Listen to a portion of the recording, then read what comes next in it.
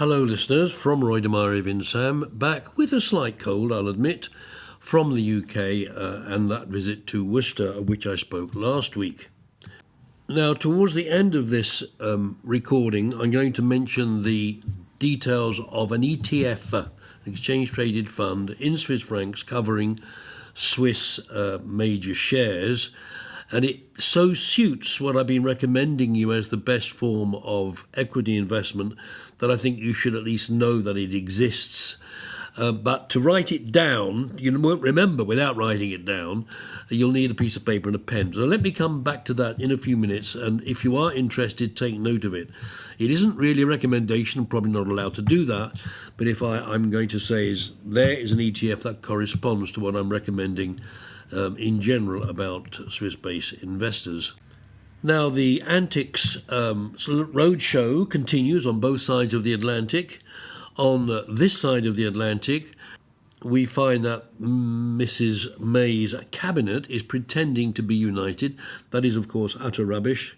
They have different views, they are pulling in different directions, and it would be really nice if we could have a government over there in the UK that could negotiate sensibly and with a confident single opinion instead of pulling all over the place.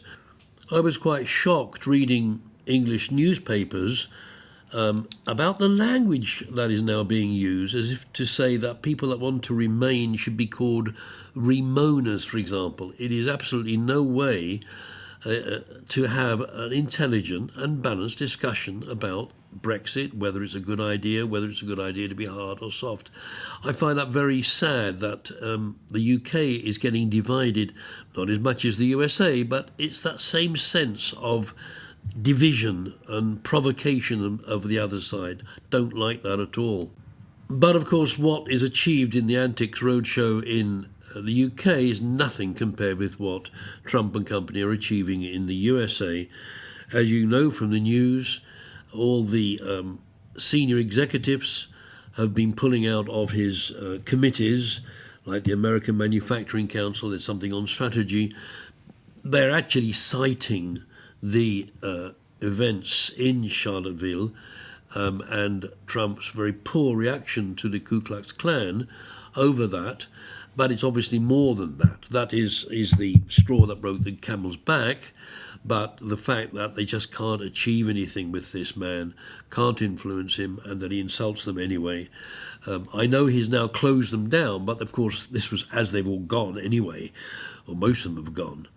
It's all very sad, and it's very typical of this sort of people walking away from the man. I'm just amazed that 36% of the population still think he's great. Okay, well, they'll gradually understand.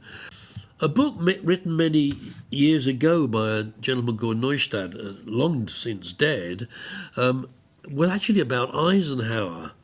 Eisenhower was a general that took over and thought that he could just give orders and things would get done.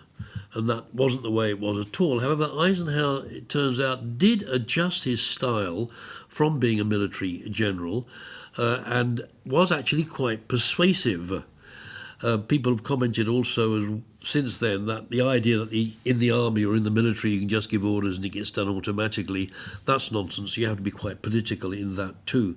But nevertheless, this Neustadt person explained that the power of the American president is absolutely not absolute. So what he has to do is persuade and build coalitions and treat with respect his opponents and things like that. Now, Trump doesn't come from the army, but he comes from a place where perhaps the idea of giving orders and then things are done is even greater than in the army, namely in his business companies, which he's owned pretty well himself, and therefore he just has to say, do it, and it is done. And he thought that he could bring that same technique to the Oval Office, as it's called. More and more people close to Trump realise that it just doesn't work and are moving away from him, or he pushes them away.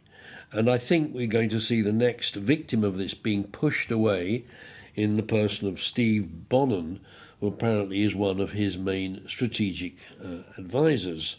Well, he can always say that, well, the strategic advice you've given me hasn't worked very much or very well because I've not achieved any of the objectives of it. It's just drifting on, failure after failure.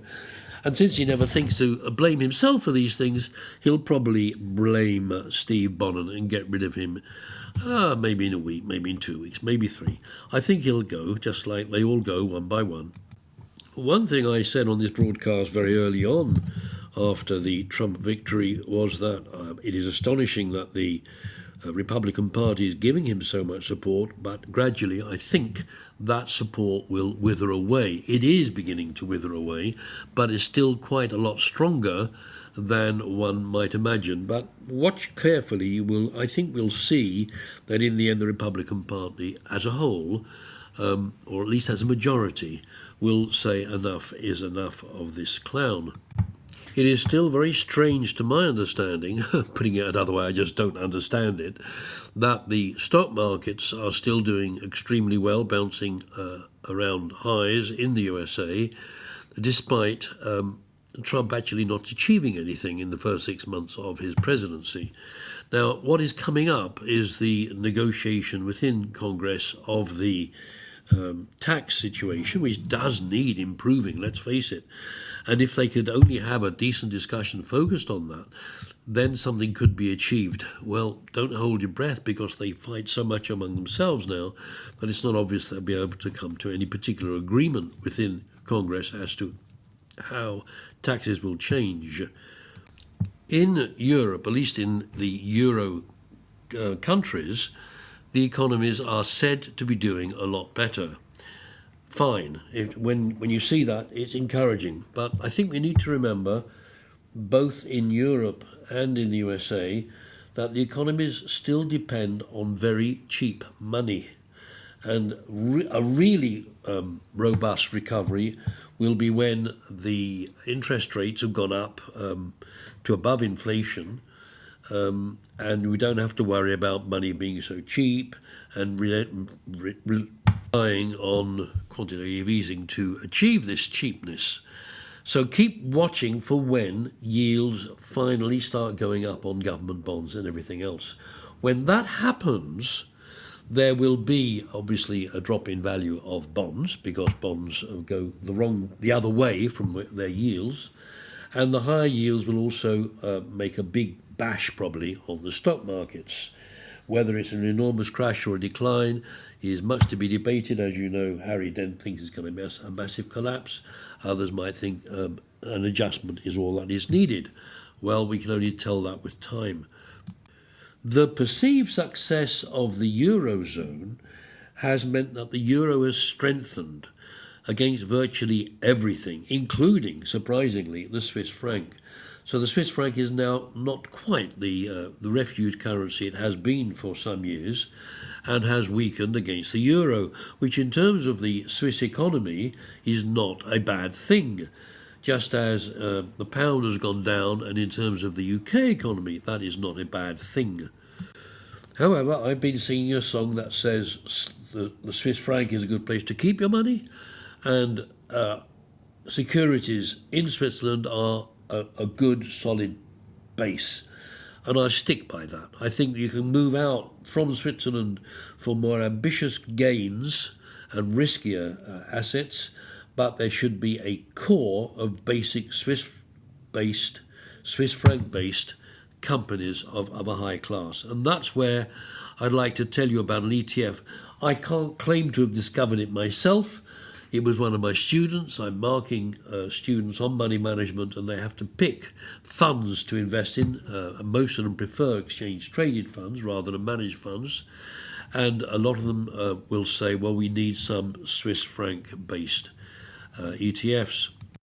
So those of you with pen and paper could take note of the name of the ETF my students have found. To make it quite clear, I'm not buying it myself. If I did, it would probably be illegal. All I'm saying is this corresponds to what you would find anyway if you look for an ETF which represents leading Swiss companies and the value of their shares. So here is the name of the ETF if you're ready to take notes.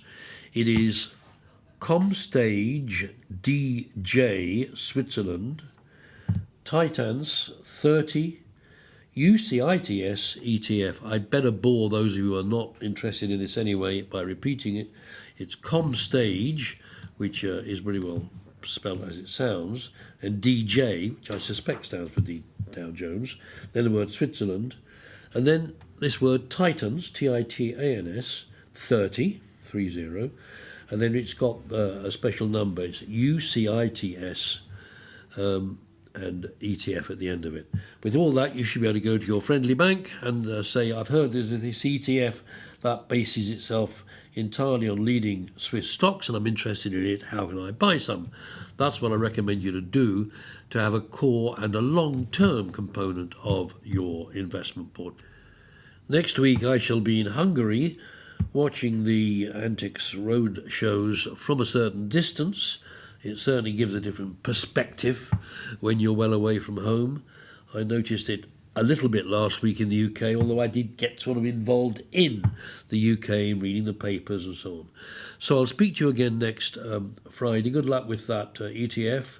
It is for long-term holdings. And I'll see what else I have to say to you about investments and the way we look after our interests in these difficult times. Speak to you again.